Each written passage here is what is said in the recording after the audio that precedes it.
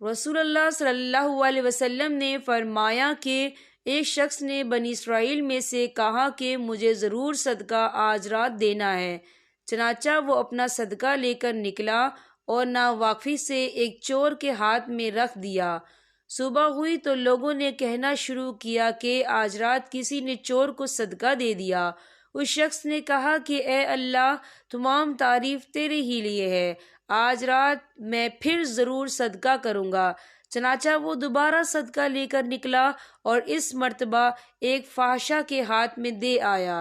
جب صبح ہوئی تو پھر لوگوں میں چرچا ہوا کہ آج رات کسی نے فحاشہ عورت کو صدقہ دے دیا۔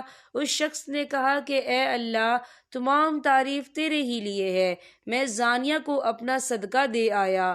اچھا، آج رات میں پھر ضرور صدقہ نکالوں گا۔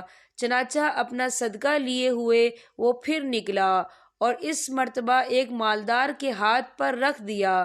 صبح ہوئی تو لوگوں کی زبان پر ذکر تھا کہ ایک مالدار کو کسی نے صدقہ دے دیا ہے۔ اس شخص نے کہا کہ اے اللہ، ہم تیرے ہی لیے ہے، میں اپنا صدقہ لا علمی سے چور، فاحشہ اور مالدار کو دے آیا۔